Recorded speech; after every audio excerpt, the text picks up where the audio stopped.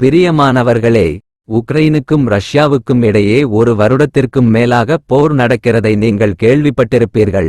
இரு நாடுகளிலும் ஏராளமான கிறிஸ்தவர்கள் வசித்து வருகின்றனர். இரு நாடுகளிலும் நிறைய தேவாலயங்கள் உள்ளன மற்றும் ஒவ்வொரு வாரமும் தவறாமல் வழிபாடும் நடத்தப்படுகிறது. ஆனால் நடந்து கொண்டிருக்கும் போரின் காரணமாக இரு நாடுகளும் அமைதியை இழந்துவிட்டன. எனவே இந்த கிறிஸ்தவர்களுக்கும் மற்றவர்களுக்கும் என்ன வித்தியாசம் இருக்கிறது? மற்றவர்களைப் போலவே நாமும் செய்கிறோமா? நிச்சயமாக ஆம். மற்றவர்களுடன் பார்க்கும்போது பல ஒற்றுமைகளை நாம் காணலாம். மிகவும் பொதுவான விஷயம் என்னவென்றால், இவர்கள் அனைவரும் ஒரு மதத்தை உருவாக்குகிறார்கள். இயேசுவா மேசியா சொன்ன தேவனின் ராஜ்யத்தை அல்ல. அவர்கள் தங்கள் சொந்த சாம்ராஜ்யத்தை உருவாக்குகிறார்கள். தேவனின் பேரரசை அல்ல. இதை நீங்கள் கேட்கும்போது அதிர்ச்சியாக இருக்கும். ஆனால் இதுதான் உண்மை. எனவே நாம் தேவனுடைய ராஜ்யமான பரலோகத்திற்கு செல்ல தகுதியுள்ளவர்களா என்று நம்மை ஆராய்ந்து பார்ப்போம். நற்செய்தி பகுதியில் தேவன் இயேசுவா மேசியா கூறிய நிபந்தனைகளை நாம் பூர்த்தி செய்கிறோமா? இதை குறித்து இந்த கூட்டத்தில் தியானிப்போம். நாம் தெரிந்து கொள்ள வேண்டிய முதல் விஷயம் என்னவென்றால், தேவன் இயேசுவாவுக்கும் உலக செல்வத்திற்கும் நாம் சேவை செய்ய முடியாது. உங்களிடம் வேதாகமம் இருந்தால் அதை எடுத்துக்கொள்ளவும். இல்லை என்றாலும் கவலைப்பட தேவையில்லை. இங்கே நாங்கள் அதை உங்களுக்காக வாசிப்போம். ஆனால் உங்களிடம் வேதாகமம் இருந்தால் அதை திறந்து பாருங்கள். வேதாகமத்தின் நற்செய்தி பகுதியாக மத்தேயு 6ஆம் அதிகாரம் வசனம் 24 திருப்பவும். வாசிப்போம். 2 எஜமான்களுக்கு ஊழியன் செய்ய ஒருவனாலும் கூடாது. ஒருவனை பகைத்து மற்றவனை சிநேகிப்பான், அல்லது ஒருவனை பற்றிக்கொண்டு மற்றவனை அசட்டை பண்ணுவான். தேவனுக்கும் உலகப் பொருளுக்கும் ஊழியன் செய்ய உங்களால் கூடாது. இந்த உலகம் இப்போது பகுதியளவு பிசாசின் கட்டுப்பாட்டில் உள்ளது. தேவனிடம் முழு அதிகாரம் இருந்தாலும் அதற்கு உள்ள அதிகாரத்தை அவர் இன்னமும் எடுக்கவில்லை. எனவே பணம், செல்வம், உலக அதிகாரம் போன்ற உலகப் பொருளின் மேல் ஆதிக்கம் செலுத்தும் போது தேவனின் பிரசன்னம் இருக்காது. அதனால்தான் தேவன் இயேசுவா பணக்காரர்களை எச்சரிக்கிறார். அதாவது தேவனுடைய ராஜ்யத்தில் நுழைவது அவர்களுக்கு அரிதாகவே இருக்கும் என்று. மத்தேயு அதிகாரம் 19 வசனங்கள் 23 பார்க்கவும். அப்பொழுது இயேசு தம்முடைய சீஷர்களை நோக்கி, ஐசுவரியவான் பரலோக ராஜ்யத்தில் பிரவேசிப்பது அரிதென்று மெய்யாகவே உங்களுக்குச் சொல்லுகிறேன். உலகத்தில் ஐசுவரியவான்கள் தேவனுடைய ராஜ்யத்திற்குள் நுழைவதை கடினமாக இருக்கும். ஆகவே அவருடைய ராஜ்யத்தில் ஒருவருக்கு இடம் கிடைக்கவில்லை என்றால் அந்த நபர் நித்திய காலமாக நரகத்தில் இருப்பான். ஆனால் இன்றைய காலத்து பல நவீன பிரசங்கிகள் உலக செல்வத்தை அடைவதற்கான தவறான வழியை தங்கள் சபையார்களுக்கு போதிக்கிறார்கள். இந்த மாதிரியான தேவாலயங்கள் தான் பிசாசுக்கு இரையாகிவிட்டன. மேலும் இதனை பின்பற்றுபவர்கள் எல்லாம் குருடர்களாகிவிட்டார்கள். தேவன் இயேசுவாவால் ஒழிக்கப்பட்ட பழைய ஏற்பாட்டின் பழங்கால சடங்குகளை தான் இன்னமும் அவர்கள் பின்பற்றுகிறார்கள். வேதாகமத்தின் பழைய ஏற்பாடு சட்டங்கள் எல்லாம் மாமிசம் சார்ந்ததாக எழுதப்பட்டுள்ளது. மாமிசம் சார்ந்ததாக நடவடிக்கைகள் என்னவென்றால், தவறாமல் வாரந்தோறும் கோவிலுக்குச் செல்ல வேண்டும். ஓய்வு நாளை கட்டாயம் கடைபிடிக்க வேண்டும். தசமபாகம் மற்றும் காணிக்கை தவறாமல் கொடுக்க வேண்டும். பலிகள் செலுத்துவது, ஆண்கள் விருத்தசேதனம் செய்ய வேண்டும். இதைப்போல இன்னமும் பல சடங்குகள் உள்ளது. இவையெல்லாம் செய்பவன் பூமியில் மட்டுமே நல்லா வாழ்வான். இவர்கள் இறந்த பிறகு பரலோகம் செல்வதற்கான எந்த ஒரு உத்தரவாதமும் கிடையாது. இது தான் பழைய ஏற்பாட்டின் கருத்து. கலாத்தியர் 3ஆம் அதிகாரம் 11 மற்றும் 12ஆம் வசனத்தை திருப்பி பாருங்கள். நியாயப்பிரமாணத்தினாலே ஒருவனும் தேவனிடத்தில் நீதிமானாகிறதில்லை என்பது வெளியரங்கமாயிருக்கிறது. ஏனெனில் விசவாசத்தினாலே நீதிமான் பிழைப்பான் என்று எழுதியிருக்கிறதே. நியாயப்பிரமாணமோ விசவாசத்திற்குரியதல்ல, அவைகளைச் செய்கிற மனுஷனே அவைகளால் பிழைப்பான். கடைசி பகுதியை திரும்ப வாசிப்போம். நியாயப்பிரமாணமோ விசவாசத்திற்குரியதல்ல, அவைகளைச் செய்கிற மனுஷனே அவைகளால் பிழைப்பான். இங்கே பாருங்கள், நியாயப்பிரமாணத்தினாலே ஒருவனும் தேவனிடத்தில் நீதிமானாகிறதில்லை. நியாயப்பிரமாணமோ விசவாசத்திற்குரியதல்ல, அவைகளைச் செய்கிற மனுஷனே அவைகளால் பிழைப்பான். பழைய ஏற்பாட்டு சடங்குகளினால் நாம் யாரையும் நியாயப்படுத்த முடியாது. இது புதிய ஏற்பாட்டு நற்செய்திக்கு எதிரானது மற்றும் விசுவாசத்திற்கும் எதிரானது. எனவே தான் இந்த மாம்ச வழிபாட்டு சடங்கு முறையை புதிய ஏற்பாட்டு காலகட்டத்துக்கு தேவன் இயேசுவா ஆவி வழிபாட்டு முறைக்கு மாற்றினார். தேவன் ஆவியாக இருப்பதால் அவரை ஆவியில் தொழுது கொள்ள வேண்டும் என்பது தான் புதிய ஏற்பாட்டு சுவிசேஷம். யோவான் 4ஆம் அதிகாரம் 24ஆம் வசனத்தை வாசியுங்கள். தேவன் ஆவியாயிருக்கிறார், அவரை தொழுது கொள்ளுகிறவர்கள் ஆவியோடும் உண்மையோடும் அவரை தொழுது கொள்ள வேண்டும் என்றார். அதனால் இந்த புதிய ஏற்பாட்டு காலத்தில் யார் எல்லாம் மாமிச ரீதியான பழைய ஏற்பாட்டு சட்டத்தை கடைபிடிக்கிறார்களோ அவர்கள் எல்லோருமே பழைய ஏற்பாட்டு சாபத்தையும் தங்களுக்கு வரவேற்கிறார்கள். இவர்கள் இயேசுவா மேசியாவின் புதிய ஏற்பாட்டு சுவிசேஷத்திற்கு எதிராக போகிறார்கள். அதனால் சாபமும் கூட வரும்.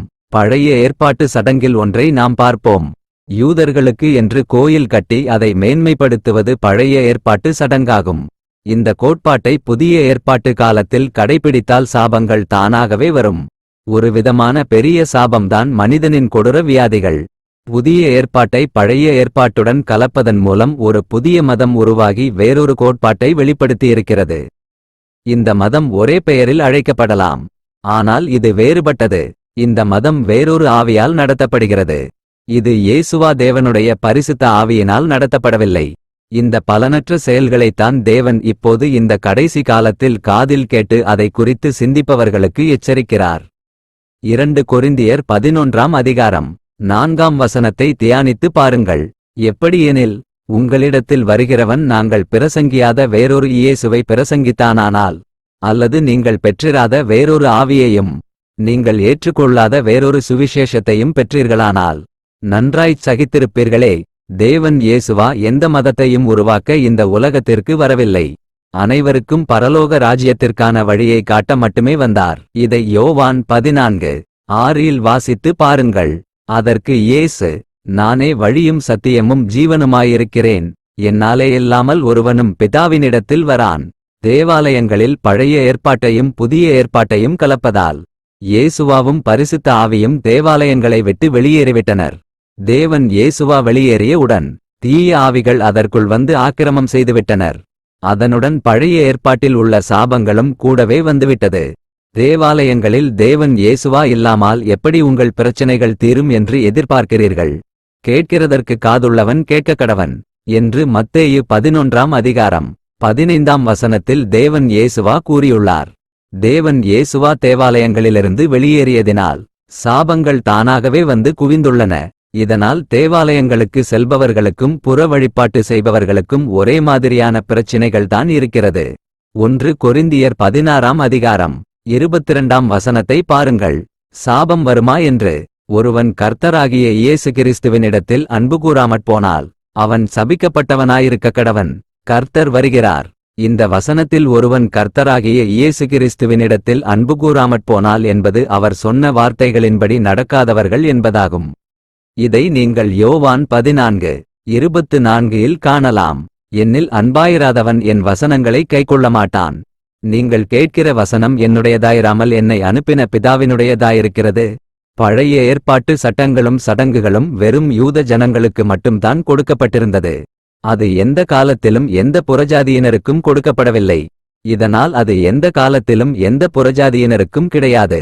தேவன் இயேசுவாவால் புதிய ஏற்பாட்டு நற்செய்தி என்று தரப்பட்டதோ அன்றிலிருந்து யாருக்குமே பழைய ஏற்பாட்டு சட்டங்களும் சடங்குகளும் கிடையாது. தேவன் இயேசுவாவே இந்த பழைய ஏற்பாட்டு சட்டங்களையும் சடங்குகளையும் முற்றிலுமாக ஒழித்தார். அதற்கு பிறகு புறஜாதிகளும் யூதர்களும் புதிய ஏற்பாட்டு நற்செய்தியை மாத்திரம்தான் பின்பற்ற வேண்டும்.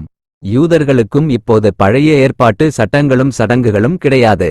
எபிரேயர் 8:13 தெளிவாக இதை குறித்து எழுதப்பட்டிருக்கிறது. வாசிப்போம். புது உடன்படிக்கை என்று அவர் சொல்லுகிறதினாலே முந்தினதை பழமையாக்கினார். பழமையானதும் நாள்பட்டதுமாயிருக்கிறது உருவழிந்து போக காலம் சமீபித்திருக்கிறது. ஆங்கில வேதாகமத்தில் புதிய ஏற்பாட்டை அ நியூ கவனன்ட் என்று கூறப்பட்டிருக்கிறது. பழைய ஏற்பாட்டை த ஃபர்ஸ்ட் என்று குறிப்பிடப்பட்டிருக்கிறது. இது ஒழிக்கப்பட்டு விட்டதை ஆப்சலீட் மற்றும் வானிஷ் அவே என்றும் குறிப்பிடப்பட்டிருக்கிறது. புது உடன்படிக்கை என்று இயேசு சொல்லுகிறதினாலே பழைய உடன்படிக்கையை அவர் பழமையாக்கினார். இதனால் பழைய ஏற்பாட்டு நாள்பட்டதுமாயிருக்கிறது, அது உருவழிந்து போகிற காலம் இப்போதுதான். ஆனால் தேவாலயங்கள் இன்றும் பழைய ஏற்பாட்டின் சடங்குகளை தான் பின்பற்றுகிறது. தேவன் இயேசுவாவின் வார்த்தைகளுக்கு கீழ்ப்படியாமல் தூபம் காட்டுதல், ஒரு கூட்டத்துக்கு ஒருவரே தலைவராக காலங்காலமாக இருப்பது, பின்னர் அவர்கள் சந்ததி இருப்பது, ஞாயிறு அல்லது சனி அல்லது வாரத்தில் ஏதாவது ஒரு நாளில் கட்டாயம் வழிபாடு செய்வது, தேவாலயத்தில் உள்ள பொருட்களையும் தேவாலய கட்டிடங்களையும் மேன்மைப்படுத்துவது. தசமபாகம் மற்றும் காணிக்கைகள் பெறுவதும் கொடுப்பதும். இன்னும் இதை போன்ற பலவற்ற பழைய ஏற்பாட்டு சட்டங்களையும் சடங்குகளையும் பின்பற்றுகின்றன. இந்த சடங்குகளை தான் தேவன் இயேசுவா ஒழித்துவிட்டார். ஆனால் அவருடைய வார்த்தைகளுக்கு கீழ்ப்படியாமல் இன்னமும் அதையே தான் செய்து கொண்டிருக்கிறார்கள். இது தேவனுடைய வார்த்தைக்கு முற்றிலும் புறம்பாக உள்ளது. இதனால் நிச்சயம் சாபம் பின் தொடரத்தான் செய்யும். இதனால் தான் தேவன் இயேசுவா பழைய ஏற்பாட்டு சாபங்களை நீக்குவதற்காக இவ்வுலகிற்கு வந்தார். அவர் நம்முடைய சாபங்களை எல்லாம் தனக்கு மேல் ஏற்றுக்கொண்டு சிலுவையில் அறையப்பட்டு மரணம் அடைந்தார். கலாத்தியர் 3ஆம் அதிகாரம் 13ஆம் வசனம் சொல்லுகிறது, மரத்திலே தூக்கப்பட்ட எவனும் சபிக்கப்பட்டவன் என்று எழுதியிருக்கிறபடி கிறிஸ்து நமக்காகச் சாபமாகி நியாயப்பிரமாணத்தின் சாபத்திற்கு நம்மை நீங்களாக்கி மீட்டுக்கொண்டார். பழைய ஏற்பாட்டு காலத்தில் இவ்வாறு யாரேனும் தண்டிக்கப்பட்டால் அவர்களை சபிக்கப்பட்ட மனிதன் என்று கருதப்பட்டது. அரச சட்டத்திற்கு விரோதமாக கொடிய அக்கிரமம் செய்கிறவர்களை தான் சிலுவையில் அறைந்து கொல்லுவார்கள். ஆனால் இயேசுவா ஒரு குற்றமும் செய்யாத ஒரு பரிசுத்தர். இதை புறஜாதியினர் கூட சாட்சியாக கூறினார்கள். ரோமாபுரி அதிகாரியான பிலாத்து கூட இவர் குற்றம் செய்யாதவர் என்று 3 முறை அறிக்கை செய்கிறார் என்பதை லூக்கா 23ஆம் அதிகாரம் 4ஆம் வசனத்தில் காணலாம். அப்பொழுது பிலாத்து பிரதான ஆசாரியர்களையும் ஜனங்களையும் நோக்கி, இந்த மனுஷனிடத்தில் நான் ஒரு குற்றத்தையும் காணவில்லை என்றான். ஒரு சிறிய பாவக்கரையும் அவரிடம் காணப்படவில்லை. நம்மை மாதிரியான பாவிகளை காப்பாற்றுவதற்காக அவர் தன்னை பாவியாக மாற்றினார். பழைய ஏற்பாட்டு காலத்தில் புறஜாதினர் எல்லோருமே சபிக்கப்பட்ட ஜனங்கள். அவர் இந்த சாபத்தை சிலுவையில் தன்னை கொடுத்ததன் மூலம் நம்மை மீட்டுக்கொண்டார். பழைய ஏற்பாட்டு சட்டங்களை ஒழிப்பதற்காக அவர் தனது முழு இரத்தத்தையும் சிலுவையில் சிந்தினார். ஆனால் நாம் மீண்டும் அழிக்கப்பட்ட பழைய ஏற்பாட்டு சட்டங்களுக்கு மீண்டும் திரும்பிச் செல்கிறோம். அது தவறு என்று சொன்னால் அதுவும் தேவைதான், அதை பின்பற்றப்பட வேண்டியது தான் என்று கூறுகிறோம். இதன் மூலம் நாம் தேவன் இயேசுவாவின் சிலுவை பலியை முற்றிலுமாக நிராகரிக்கிறோம். தேவன் இயேசுவாவை நிராகரிப்பதன் மூலம் சாபம் மீண்டும் நம்மிடம் வரதான் செய்யும். பழைய ஏற்பாட்டில் உள்ள எந்த ஒரு கட்டளையையும் பின்பற்றினால் கண்டிப்பாக சாபம் வரும். இது கொஞ்சம் புளிப்பை நல்ல மாவில் சேர்த்தால் மொத்த மாவுமை ஊதி பெரிதாக்கத்தான் செய்யும். கலாத்தியர் 5ஆம் அதிகாரம் வசனம் 9ஐ பாருங்கள். புளிப்புள்ள கொஞ்சமாவானது பிசைந்த மாவனைத்தையும் உப்ப பண்ணும். இந்த பழைய ஏற்பாட்டு சட்டங்களும் சடங்குகளும் பழைய ஏற்பாட்டு கால யூத ஜனங்களுக்கு மட்டுமே கொடுக்கப்பட்டிருந்தது. யூதர்கள் நியாயப்பிரமாணத்தை பின்பற்றவில்லை என்றால் பழைய ஏற்பாட்டு காலத்தில் அவர்களுக்கு சாபங்கள் வரும். ஆனால் புறஜாதிகளுக்கு நியாயப்பிரமாணமும் கிடையாது, தேவனும் கிடையாது. இவர்கள் சபிக்கப்பட்ட ஜனங்கள். அவர்களுக்கு ரட்சிப்பே கிடையாது. தேவன் இயேசுவா தம்மையே தியாகம் செய்த பிறகு பழைய ஏற்பாட்டு சட்டங்களை 3லுமாக நீக்கப்பட்டது. இது யூத ஜனங்களுக்கு கூட கிடையாது. யூதர்கள் மற்றும் புறஜாதிகள் இருவருக்குமே புதிய ஏற்பாட்டு சுவிசேஷம் மட்டும்தான். ஆனால் நீங்கள் இன்னும் அதே பழைய ஏற்பாட்டை பின்பற்றினால் பழைய ஏற்பாட்டில் சொல்லப்பட்ட சாபங்கள் தானாகவே வரும். இதனால் வியாதிகளும் பிரச்சனைகளும் நம் வாழ்வில் சாபமாக மேலோங்கும். பாவத்தினால் வியாதிகளும் பிரச்சனைகளும் ஏற்படும். நாம் நினைக்கலாம், நான் ஒரு பாவமும் செய்யவில்லையே, அதிலும் குறிப்பாக பழைய ஏற்பாட்டு 10 கட்டளைகளையும் ஒருபோதும் மீறியது இல்லையே, பின்னர் ஏன் என் வாழ்வில் வியாதிகளும் பிரச்சனைகளும் வருகின்றன என்று. இதன் காரணம், நாம் பழைய ஏற்பாட்டு சடங்குகளில் ஏதேனும் ஒன்றை பின்பற்றியிருந்தால் நாம் பாவத்தின் பிணைப்பில்தான் இருக்கிறோம். ஏனெனில் பழைய ஏற்பாட்டு சடங்குகள் புதிய ஏற்பாட்டில் தவிர்க்கப்பட்டுவிட்டன. எனவே பழைய ஏற்பாடு சட்டங்கள் முற்றிலுமாக வீணாகிவிட்டது. ஆனால் நாம் இன்னமும் அதை பின்பற்றுகிறோம் என்றால் நாம் தேவன் இயேசுவாவின் வார்த்தைகளுக்கு கீழ்ப்படியவில்லை என்று அர்த்தம். இதனால் அது பாவமாக நம்மில் மாறிவிட்டது. பழைய ஏற்பாட்டு சட்டங்களை பின்பற்றுவதினால் புதிய ஏற்பாட்டு சுவிசேஷம் தானாகவே நிராகரிக்கப்பட்டுவிட்டது. அதாவது நாம் தேவன் இயேசுவாவை நிராகரித்துவிட்டோம். இதனால் பாவம் நமக்குள் வந்துவிட்டது. நாம் பாவம் செய்யும் போது அதற்கு அடிமையாகி விடுகிறோம். நாம் சரியான பாதையில்தான் செல்கிறோம் என்று நினைக்கிறோம். ஆனால் நாம் பாவத்திற்கு பிணைக்கப்பட்டிருக்கிறோம். அதாவது பிசாசுக்கு கட்டுப்பட்டு உள்ளோம். நமது பாதை பழைய ஏற்பாட்டு சட்டங்களுக்கும் சடங்குகளுக்கும் மாறிவிட்டது. இது நம் கண்களை மறைத்துவிட்டது. இதனால் இதை கண்டுபிடித்து விட்டுவிடுவது மிகவும் கடினமான ஒன்றாகும். எனவே நாம் பாவ பாதையில் இருக்கிறோம். அதாவது பாவத்தில்தான் இருக்கிறோம். தேவனுடைய வார்த்தைகளுக்கு எதிராக செய்வதுதான் பாவம். 1 சாமுவேல் 15ஆம் அதிகாரம் 23ஆம் வசனம் இதை குறித்து கூறுவதை வாசிக்கலாம். இரண்டகம் பண்ணுதல் பெல்லிசூனிய பாவத்துக்கும் முரட்டாட்டம் பண்ணுதல் அவபக்திக்கும் விக்கிரகாராதனைக்கும் சரியாயிருக்கிறது. இது ஒரு பயங்கரமான நோயாகும். இதை எளிதில் குணப்படுத்த முடியாது. எனவே இது நித்திய மரணத்திற்கு கொண்டு செல்லும். இந்த உலகிலேயே நாம் அமைதியும் மகிழ்ச்சியும் இல்லாமல் வாழ்கிறோம். ஆனால் உலகத்தை விட்டு சென்ற பிறகு இது நித்திய மரணத்திற்கு கொண்டு விடுகிறது. ரோமர் 6ஆம் அதிகாரம் 23ஆம் வசனத்தை பாருங்கள். பாவத்தின் சம்பளம் மரணம். நாம் செய்யும் பாவத்திற்கு கிடைக்கிற சம்பளம்தான் நித்திய மரணம், அதாவது நரகம்.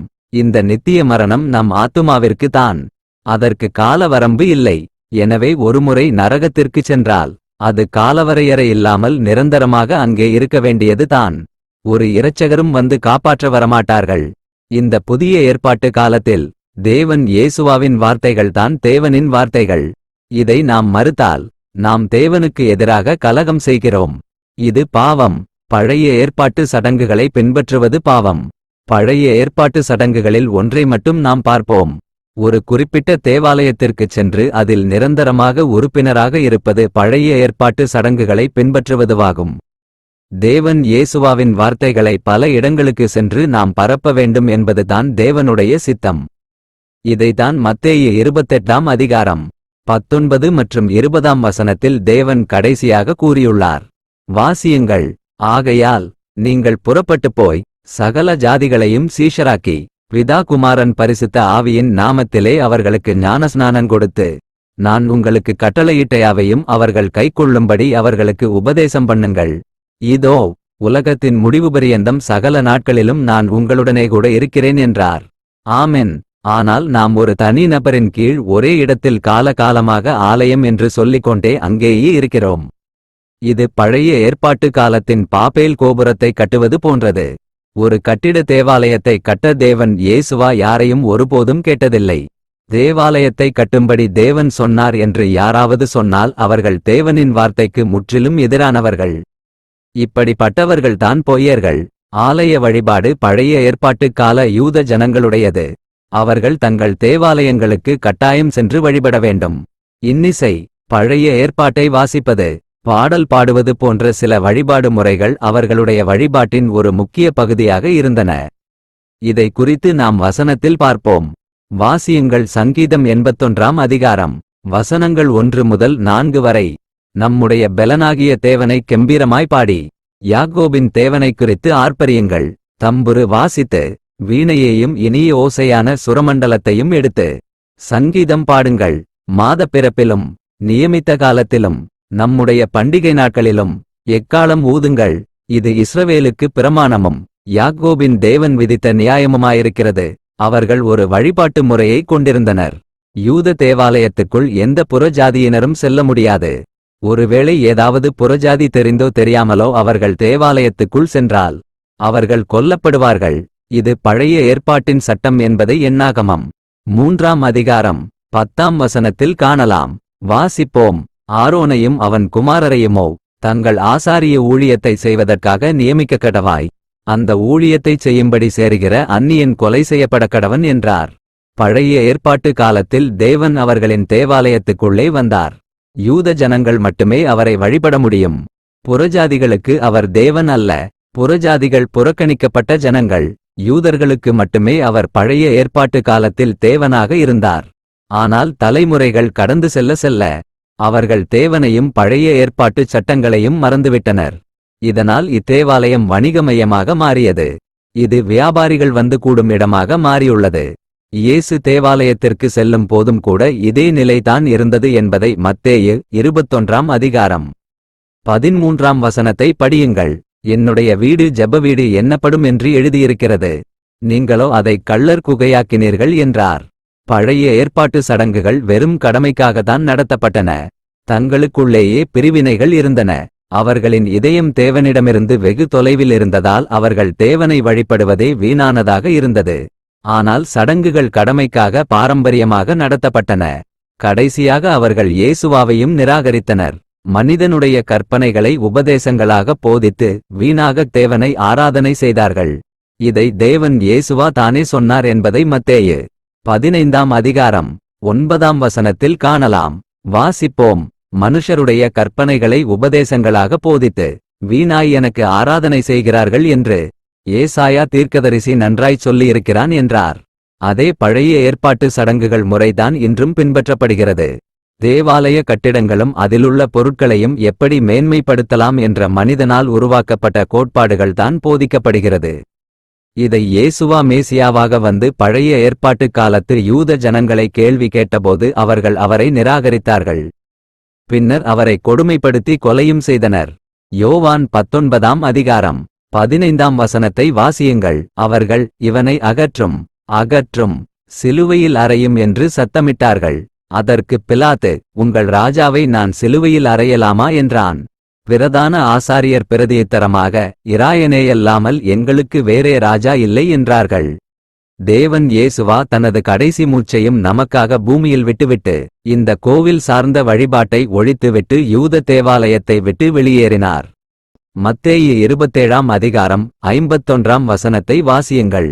அப்பொழுது தேவாலயத்தின் திரைச்சீலை மேல் தொடங்கி கீழ்வரைக்கும் இரண்டாக கிழிந்தது. பூமியும் அதிர்ந்தது, கன்மலைகளும் பிளந்தது. ஆரோனும் அவர் சந்ததியும் மட்டுமே நுழையக்கூடிய இடமான இந்த தேவாலயம் அனைவருக்குமே பொதுவானது. தேவாலயத்தில் தேவன் இல்லாததால் யார் வேண்டுமானாலும் தேவாலயத்துக்குள்ளே போகலாம். தேவாலயம் சார்ந்த வழிபாட்டை ஒழித்துவிட்டு ஆவி சார்ந்த வழிபாட்டை தேவன் கொண்டு வந்தார். இப்போது யார் வேண்டுமானாலும் அவரை எந்த நேரத்திலும் எந்த இடத்திலும் அணுகலாம். இந்த ஆசீர்வாத்தை சமாரியாவில் இருக்கிற புறஜாதியான ஒரு பெண் மூலம் திறக்கப்பட்டது என்பதை யோவான் 4ஆம் அதிகாரம் 21ஆம் வசனத்தில் காணலாம். வாசியுங்கள். அதற்கு இயேசு, ஸ்திரீயே, நான் சொல்லுகிறதை நம்பு. நீங்கள் இந்த மலையிலும் எருசலேமிலும் மாத்திரமல்ல, எங்கும் பிதாவை தொழுது கொள்ளும் காலம் வருகிறது. எனவே நாம் ஒரு குறிப்பிட்ட இடத்திற்குச் சென்று தேவனை தேட வேண்டியதில்லை. தேவனை எங்கு வேண்டுமானாலும் அணுகலாம். நாம் தேவன் இயேசுவாவை எந்த இடத்திலும் எப்போது வேண்டுமானாலும் அழைக்கலாம். அவர் இப்போது ஆவியாக எங்கும் இருக்கிறார். இதை நீங்கள் யோவான் 4:24 காணலாம். வாசிப்போம். தேவன் ஆவியாயிருக்கிறார். அவரை தொழுது கொள்ளுகிறவர்கள் ஆவியோடும் உண்மையோடும் அவரை தொழுது கொள்ள வேண்டும் என்றார். எனவே இப்போது நீங்கள் அவரை தேடும் போது உங்களுக்கு உள்ளே தேவனுடைய ஆவியாகிய பரிசுத்த ஆவி இருக்க வேண்டும். இதுதான் புதிய ஏற்பாட்டின் முக்கியமான கருத்து. ஆனால் நாம் மீண்டும் பழைய ஏற்பாட்டு சடங்கை கடைபிடித்தால் நாம் தேவன் இயேசுவாவின் வார்த்தைகளுக்கு முற்றிலுமாக எதிரானவர்களாக இருக்கிறோம். அப்படி செய்யும் போது பாவம் நம்மில் இருக்கத்தான் செய்யும். இதனால் விசித்திரமான நோய்களும் மன அழுத்தங்களும் உடல் ரீதியான பிரச்சனைகளும் வரதான் செய்யும். அது மட்டுமல்ல, இது மரணத்திற்கு பிறகு நரகத்திற்கு கொண்டு செல்லும். எனவே தேவாலயங்களை கட்டுவதினால் அதனை எப்படி மேன்மைப்படுத்தலாம் என்ற எண்ணம்தான் இருக்கும். கண்டிப்பாக நாம் ஒன்று கூடுவதற்கு ஒரு இடம் தேவை. ஆனால் அதின் அளவு சிறியதாக இருக்க வேண்டும். மத்தேயு 18ஆம் அதிகாரம் 20ஆம் வசனத்தில் தேவன் இயேசுவா இதை குறித்து இப்படி கூறியுள்ளார் என்பதை பாருங்கள். வாசிப்போம். ஏனெனில் 2 பேராவது 3 பேராவது என் நாமத்தினாலே எங்கே கூடியிருக்கிறார்களோ அங்கே அவர்கள் நடுவிலே இருக்கிறேன் என்றார். ஒரு சிறு கூட்டம் ஒன்று சேர்ந்து தேவனை வழிபடும்போது அவருடைய பிரசன்னம் அங்கே இருக்கும். ஆனால் ஜன கூட்டம் அதிகமாகும் போது அதிகாரம், பதவி, ஆதிக்கம் மற்றும் விசுவாசிகளின் பணத்தின் மீது தான் கவனம் செலுத்த வேண்டியதாக இருக்கும். பின்னர் சிறிய தேவாலய கட்டிடம் கட்டுவதில்தான் கவனம் செலுத்தப்படும். இதனால் இவர்களின் பாதை கொஞ்சமாக மாறத் தொடங்கும். இதனால் இவர்களின் அடுத்த கவனம் பெரிய கதீட்ரல்கள் அல்லது தேவாலயங்களை கட்டுவதில் சென்றுவிடும். பின்னர் அதிகமான ஜனங்களை கவர திறந்தவெளி அல்லது அரங்கம், அதில் பெரிய கூட்டம் நடத்தப்படும். இந்த கூட்டங்களில் தேவனே இருக்க மாட்டார். ஆனால் போலியான அம்பலத்தை எடுத்துக்காட்டி இங்கு தேவனின் பிரசன்னம் இருக்கிறது என்று பொய் பேசிக் கொண்டு இருப்பார்கள். இவர்களை பின்பற்றுபவர்களுக்கும் தேவனின் வார்த்தைகள் பற்றிய தெளிவான அறிவு இல்லாததால் சர்ச் கட்டிடங்கள் கட்டும் இந்த பழைய ஏற்பாட்டு சடங்குகளை கண்மூடித்தனமாக இவர்களும் பின்பற்றுவார்கள். இதனால் இப்போது அவருடைய வார்த்தைகள் மூலம் உங்களுக்கு கடைசி எச்சரிக்கையாக இந்த செய்தியை நீங்கள் கேட்கிறீர்கள்.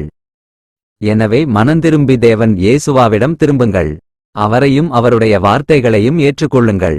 உங்கள் எல்லா பாவங்களையும் அறிக்கை செய்யுங்கள். தண்ணீர் ஞானஸ்நானம் பெறுங்கள். பின்னர் பரிசுத்த ஆவியின் ஞானஸ்நானத்தை சர்வ வல்ல தேவன் இயேசுவாவிடமிருந்து பெற்றுக்கொள்ளுங்கள். புதிய ஏற்பாட்டு சுவிசேஷத்தை தியானித்து அதில் கூறப்பட்டுள்ளபடி செய்யுங்கள். எந்த பழைய ஏற்பாட்டு சட்டங்களையும் சடங்குகளையும் பின்பற்றாததிருங்கள். புதிய ஏற்பாட்டின் சுவிசேஷத்தை மட்டுமே பின்பற்றுங்கள். விசுவாசிகளுக்கு பதிலாக விசுவாசிகள் அல்லாதவர்களுக்கு நற்செய்தியைச் சொல்லுங்கள். இதற்காக தேவன் இயேசுவாவுடன் உங்கள் உறவை ஏற்படுத்திக் கொள்ளுங்கள். அப்போதுதான் உங்களால் இதை செய்ய முடியும். நீங்கள் இதை எல்லாம் செய்தால் நீங்கள் மறுபடியும் பிறந்தீர்கள் என்பதாகும். இப்படிச் செய்வதின் மூலம் தேவனுடைய ராஜ்யம் உங்கள் அருகில் வந்துவிட்டது. ஆமென்.